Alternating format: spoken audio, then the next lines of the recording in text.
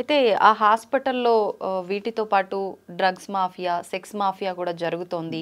ఆ విషయానికి సంబంధించిన విషయాలు కొన్ని ఈ జూనియర్ డాక్టర్‌కి తెలుసు. అది ఎక్కడ బయట పెడుతుందో అని చెప్పి ఇలాంటి ఒక ఘోరమైన దానికి పాల్పడ్డారని చెప్పి. అదెంత వరకు నిజం? డ్రగ్స్ మాఫియా అంటే వీఆర్ మిస్కోటింగ్ ఇట్. డ్రగ్స్ అంటే మందులని, అంటే మనం తీసుకునే టాబ్లెట్స్, ఇంజెక్షన్స్ని, those are also called drugs. కాబట్టి ఇట్ వాస్ ఈ మందులది మాఫియా జరుగుతుంది. అంటే మందులు ఒక కాంట్రాక్ట్ ఒకరికి ఇస్తే దాన్ని ఇంకొక కాంట్రాక్ట్కి ఎక్కువ కమిషన్ ఎవరికి వస్తుందో వాళ్ళకి అమ్ముకుంటున్నారు. కాబట్టి that is one drug mafia.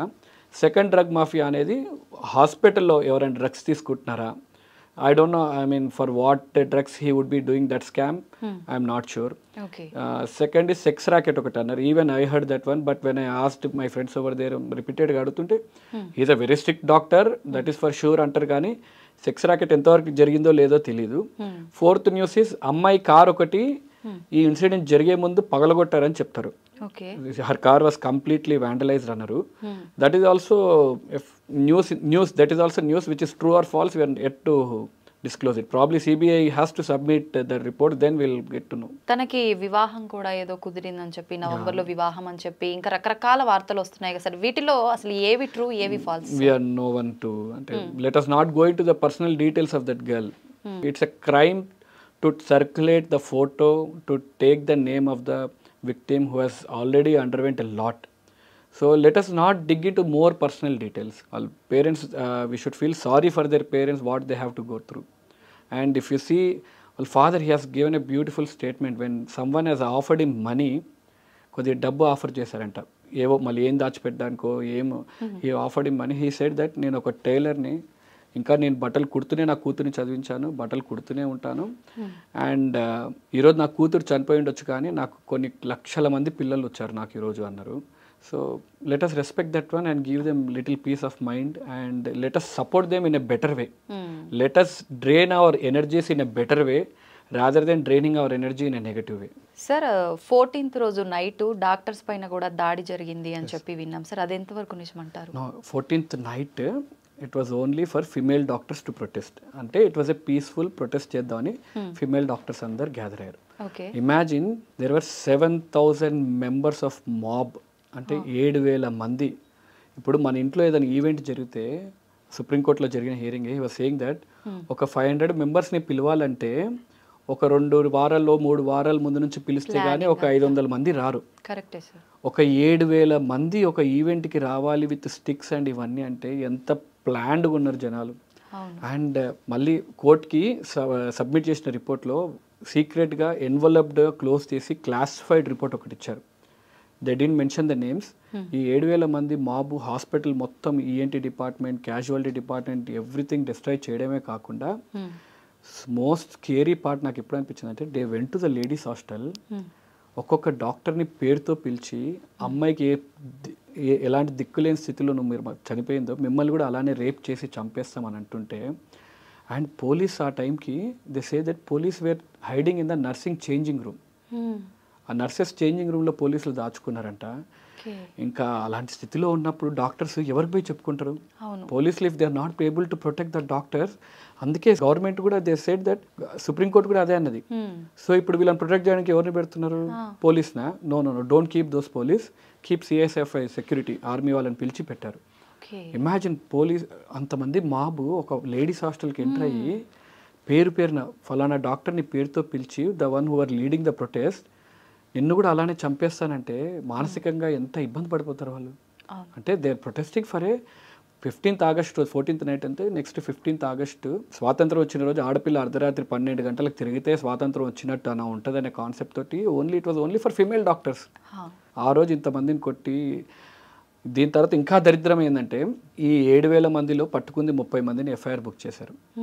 Protest చేస్తున్న డాక్టర్స్ మీద 50 మంది మీద ఎఫ్ఐఆర్ బుక్ చేశారు ప్రొటెస్ట్ చేస్తున్నందుకు.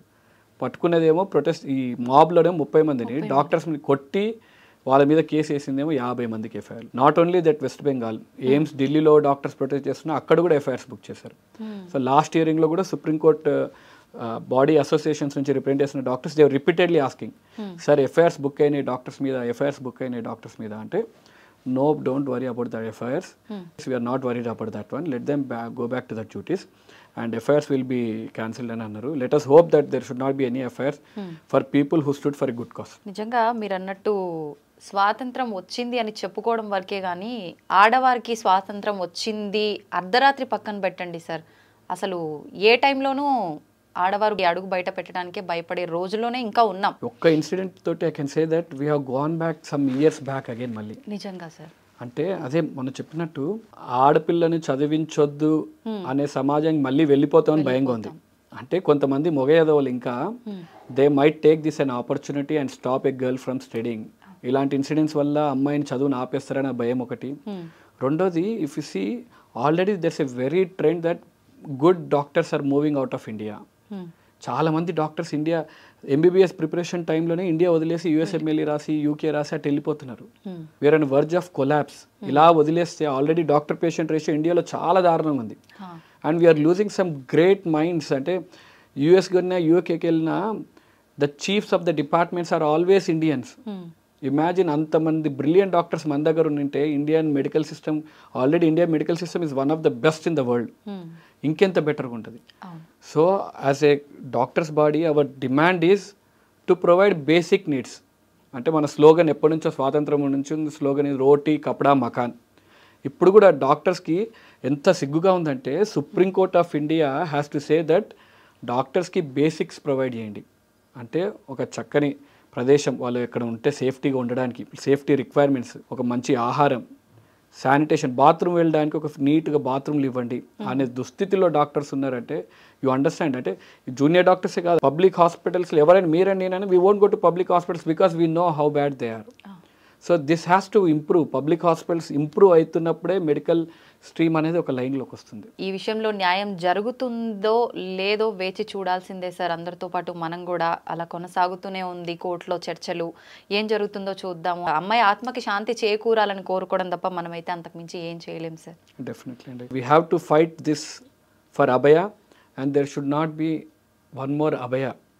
మన ఫైట్ జరిగేదంతా ఈరోజు జరిగిన నష్టంకి చాలు, మనం జరిగిన నష్టం చాలు, ఇంకొక నష్టం జరగొద్దు. Let us not wait till one more Abhaya incident happen. That's only request from our side. ఇంకొక క్రైమ్, ఇంకొక రేప్ జరిగేంత వరకు ప్రభుత్వాలు వెయిట్ చేయొద్దు. డాక్టర్లు ప్రతిరోజు అబ్యూస్కి గురవుతూనే ఉన్నారు. What we are demanding is a basic thing, central protection act. ఎవరి అడ్వకేట్స్కి ఉంది, అడ్వకేట్స్ ప్రొటెక్షన్ బిల్ ఉంది కదా. Why can't doctors have? Why only state has to take care? Why can't doctors have and central protection act? అంటే crime జరుగుతున్నప్పుడు central rules ప్రకారం ఏం పాటించాలో ఆ క్రైమ్ ప్రకారం ఇవ్వండి.